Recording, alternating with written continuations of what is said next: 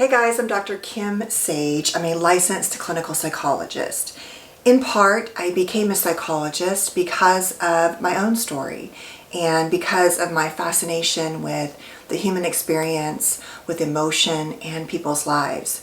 But I want to say that these videos really are meant to help you, especially if you are the adult child of a parent with some type of mental illness, whether it's borderline, narcissism, something that took them away from you and or as a result of their own wounding caused them to put themselves in situations that sort of hurt you just going along for the ride as a child.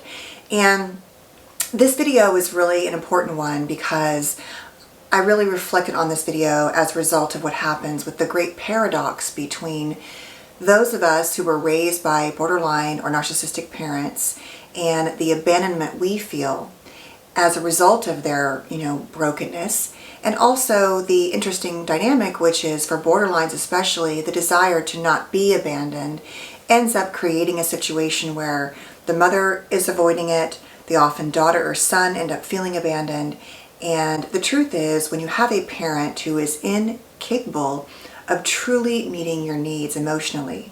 I'm not talking about, like I always say, perfectly, but just consistently wounding and toxic and hurtful. What that does is it really makes you never really have that parent. So you often feel like you're nobody's girl. I say you're no one's daughter, you're no one's son, whether it's your father or your mother. What ends up happening is we often have to grieve the parent we never had. And we can spend our lives trying to heal from that, trying to be different parents to our own children. But the core of it is we talk a lot about, let's say, borderline and NPD and feeling abandoned for them. But the truth is, as children, we are abandoned by them because they are not able to meet our needs.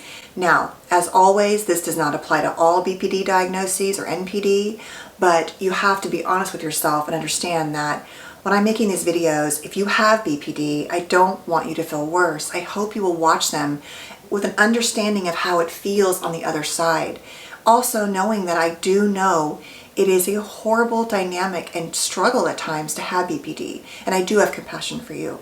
But really 3 things come up for me. One is, if you're watching these videos and you have BPD, I hope you will just try to, for a moment, set that triggering emotion aside and understand what it does, and also have compassion for yourself, because there's a very good chance, in addition to your genetics, that your parent had these dynamics too, and you have adapted the traits, which are, very common with those of us who have BPD parents. Of course, not true for all of us at all, but often very common. Secondly, these videos are for those of you really who grew up with these types of parents who are struggling with your own relationships with yourself and other people, and this whole core of who you are and the shame you can often feel, and just the deep wounding that happens. And lastly, I'm hoping to develop this part. What would it have been like for those of us who grew up with parents like this to be on TikTok, to watch social media, and to have had someone else tell us it's not okay, but it's not your fault? I really want to educate young people about what it looks like too to have these kind of parents, because what we do is we don't understand that. And we throw labels around, but that doesn't really mean anything. What we do is we say, oh, I get it. This is about me not being good enough. This is about me being bad in my core and not worthy and being the bad child. I've said in other videos with BPD especially, or NPD frankly, because you never feel good enough. So I want to talk about today what it looks like and what it does to us when we have been abandoned by our parents psychologically. Now, of course, physical abandonment is a whole other level, but frankly, if you were also physically abandoned by your parent, they just weren't involved in your life, they didn't show up emotionally or psychologically, the root of it is you were left to come to your own, decisions about yourself and your life, and to create your own meanings about who you really are. And the chances are the wound comes from being abandoned, and that really does affect us, all right? So let's talk about what that looks like and how it impacts us. Now, before I get started, I am a clinical psychologist, and I hope you will subscribe and hit the bell as I work on making more mental health content. You guys have started to connect with me, and I'm loving it, so please keep doing that, all right? Thank you so much. All right, so how does being abandoned affect us? Why do we feel abandoned? Even if you were raised by a BPD parent who you've had a, off and on toxic relationship with. It's been good, it's been bad. It can be really good when it's in their light, but time and time again it comes back to their wound. And so the abandonment is that we were never able to receive the mothering we deserved. What does mothering mean? That means nurturing, challenging, supporting, loving, accepting. And with a parent with any kind of serious mental illness, that is going to be very difficult for them to do that. And so the first thing is they were incapable of mothering us the way we needed and deserved. The second issue we have is we often have to abandon our own needs in the service of theirs. We have to often become their caretakers. We have to rotate around them, as I always say, because we have to get their needs met so we can get our needs met. And in the process, we have to abandon ourselves because our focus has to be on making sure you're good, you're safe, you're not going to rage, or managing your rage or instability, whatever's happening, so we can be okay.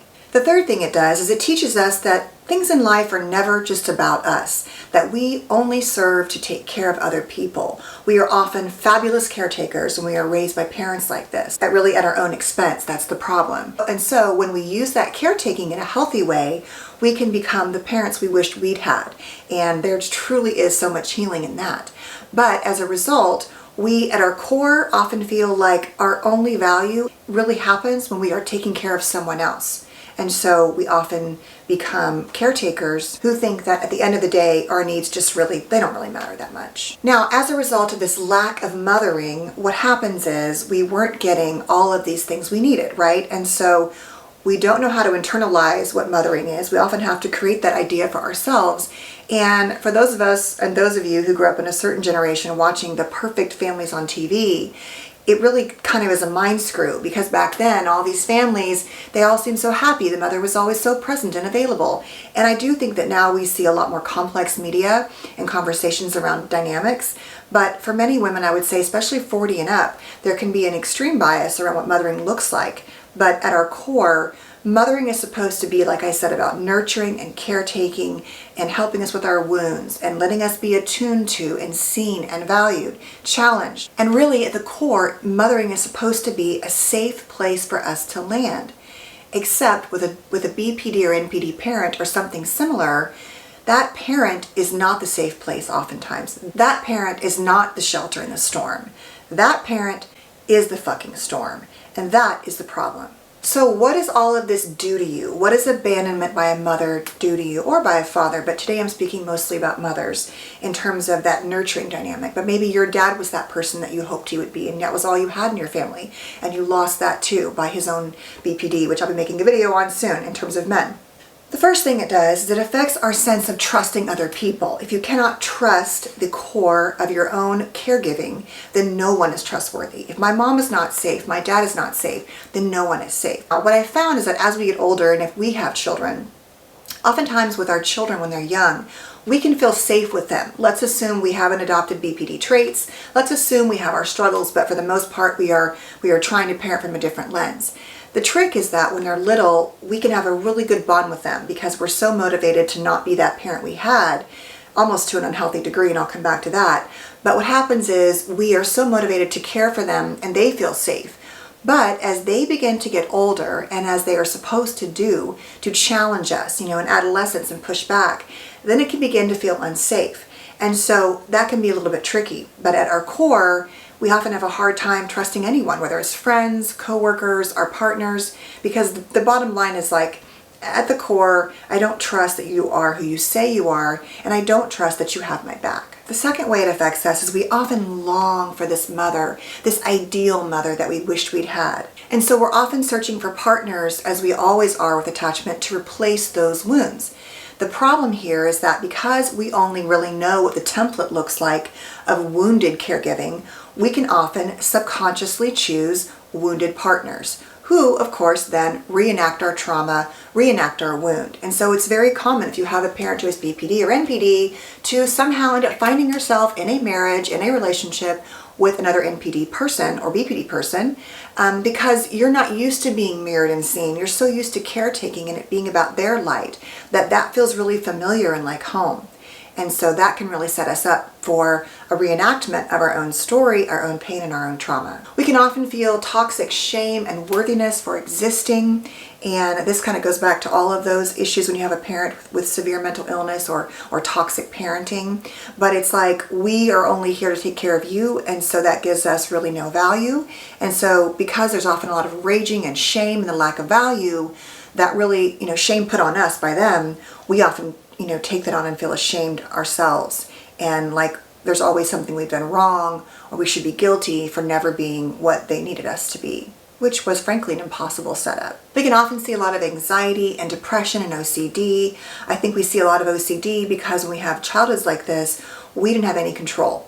And so I've even seen kids like this. We get like, little kids will say, okay, I have to have my room a certain way and everything has to be a certain way. All of us like control. It's part of the human brain. We like to have control.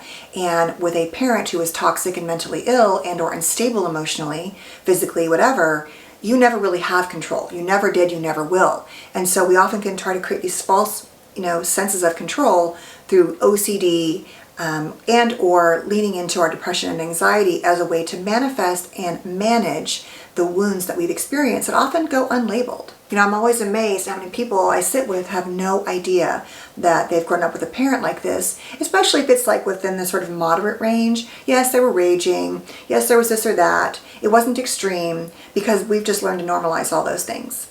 We often can try to always be looking for things to fill us up, to fill that space.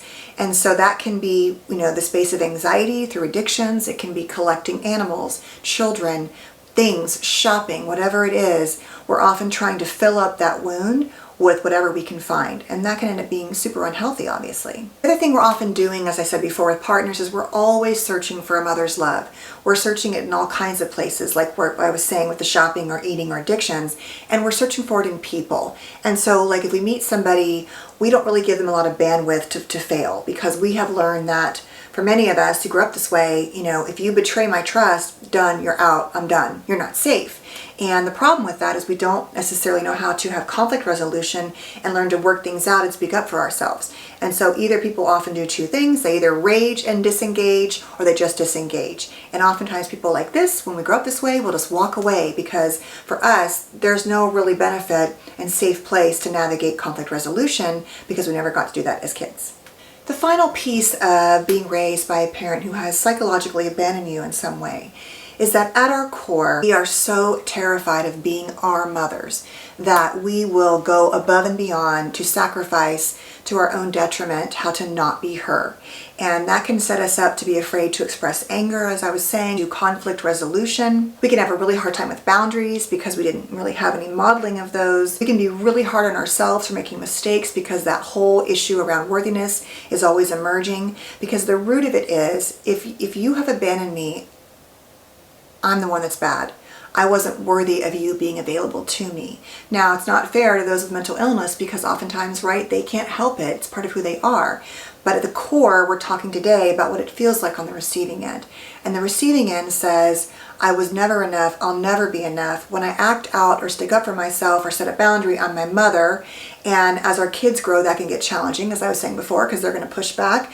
And so we often walk around feeling resentful and alone and isolated and wounded, feeling like no one really gets who we are and no one will ever really have our back. So you can see why abandonment at its core doesn't just affect the borderline, who then drives you to often eventually abandon them. The big irony here is that you were always abandoned by them in many regards because they were never able to meet your needs.